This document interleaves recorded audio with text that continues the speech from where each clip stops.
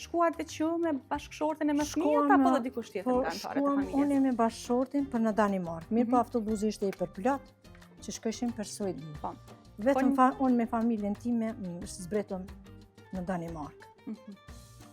Ka shumë e vështirë, ka qenë kur e kam gjithë sekund të shkru me atë farë.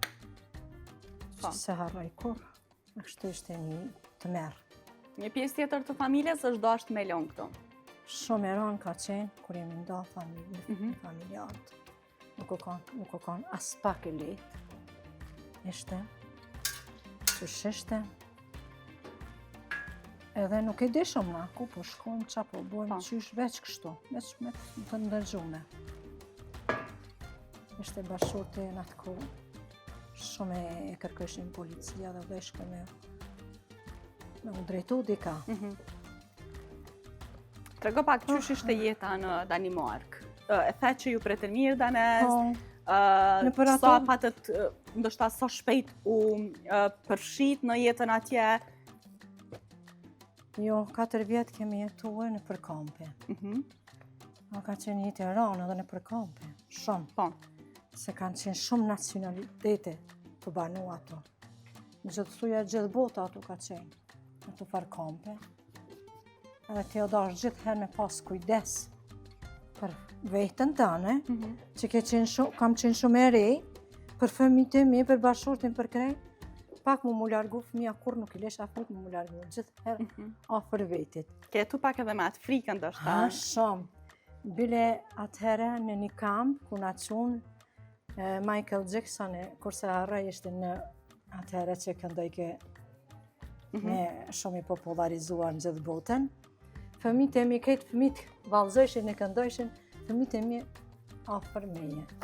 Edhe aty me vinë një frikë të të kur nuk e harroj këtë parë, ka qenë shumë e rënë. Po, jeta vazhdan. Po, një lukë. Jeta vazhdan me të gjitha këto peripetit e sakrificat.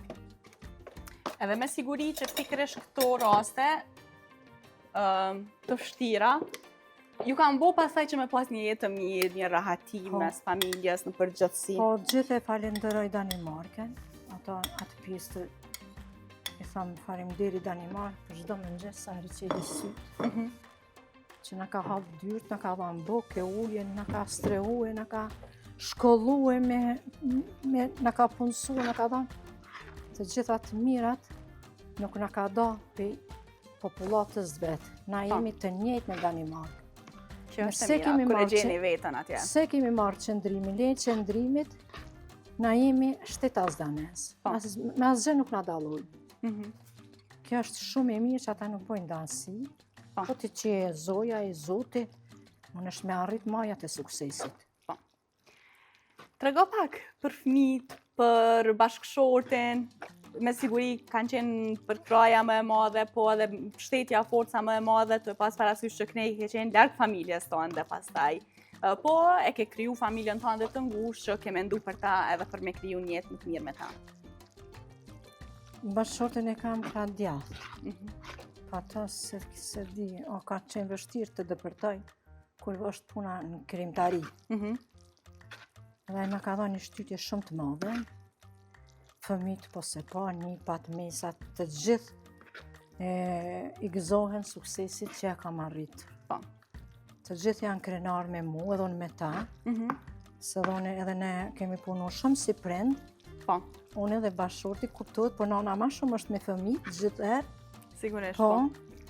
Edhe kur e mendoj për ato vite, thonë, Zoti na ka, qysh me thonë, ta jep një forcë, se sa hajë më rëzu për to, ka jem ngrit, veç unë e di.